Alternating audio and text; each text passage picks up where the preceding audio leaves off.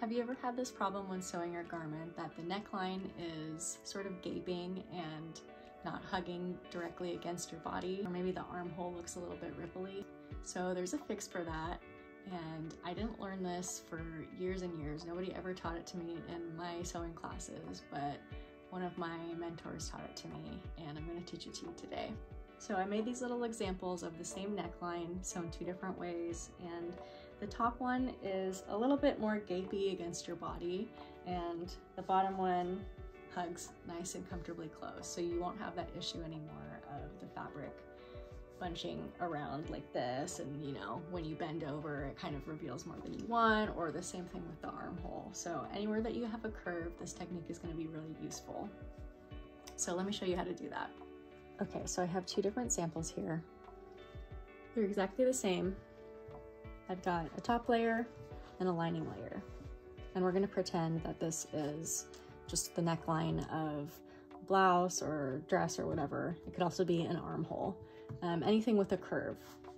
So what most people do is just stitch this together.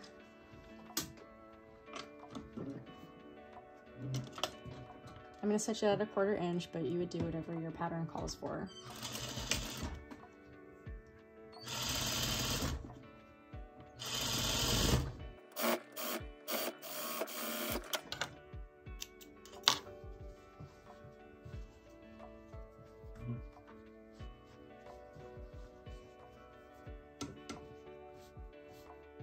Next thing I'm going to do is understitching, which if you have a little bit more of an intermediate understanding of sewing, you'll probably do this on your garments. Your patterns will call for it.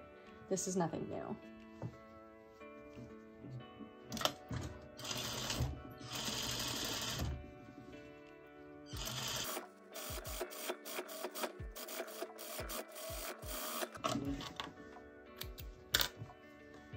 Okay, so you've got your understitching,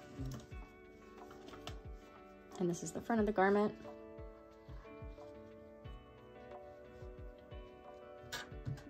Now I'm going to take this over to the iron and try to iron this flat and see what we come up with. Iron this out, and it looks pretty good, but there is a little bit of puckering here that tells me that it's not going to lay completely flat against the body when I put it on the dress form. So now I've got this here on my dress form, and you can see that there is a little bit of gaping in the neckline.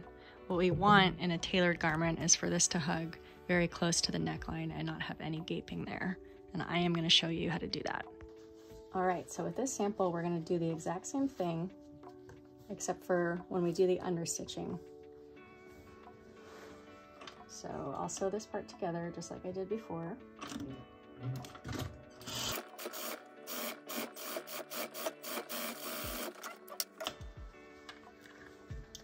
Now, when I do the understitching, I'm going to do something very different. I'm going to start stitching this, but as I do the stitching, I'm going to pull the fabric like this.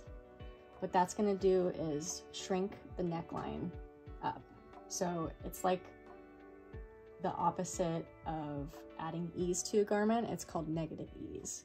So we're going to pull on this, and then that's going to lock the stitching in a more shrunken in state.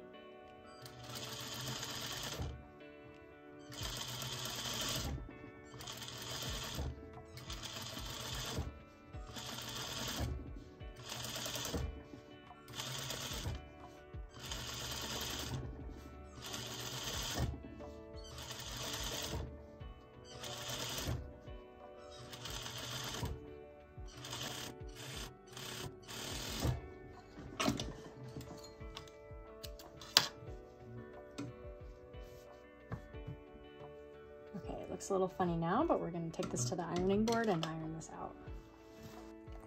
All right, I've ironed this piece out and put it on the dress form, and now you can see that this curve is hugging very close to the body. We've made this seam smaller than it actually is by tightening it in.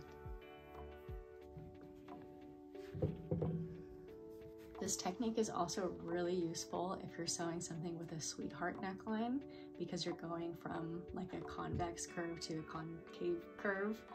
I don't know the difference, but you know what I mean. There's curves going like this, and so it can be really hard for a garment to fall correctly against your body when you have something like that going on. So you're definitely going to want to use this technique when you encounter that. Another thing to keep in mind about this technique is the amount that you pull on the fabric is going to change depending on what type of fabric you're working with. So for this video, I went with the most horrific polyester satin fabric I could find to show you that even with a horrible fabric like this, you can still make a nice looking curve. So on this fabric, if I had pulled it a little too tight, then there would be a little bit more puckering, because fabrics like polyester don't have a lot of natural retention to them, so it's not going to respond to steam as well. Whereas a fabric like linen or cotton is definitely going to shrink up when you apply steam to it, so it kind of goes through more natural progressions of the threads stretching out and then wanting to come back together. Whereas a fabric like this, satin, is not going to want to do that. So you might want to practice, depending on what fabric you're working on, how much you can spread apart the seam while you're sewing it. I would say less so for something like this, and then for something like a loose leaf linen, you can definitely pull it apart quite a bit. So I hope this made sense. Let me know if you have any questions about this, and I don't know if understitching is something that you guys are all familiar with, so if you'd like to see a video specifically about the technique of understitching in general, let me know and I can do that as well. If you have any other questions, be sure to put them on the Discord channel and we can talk about this more there.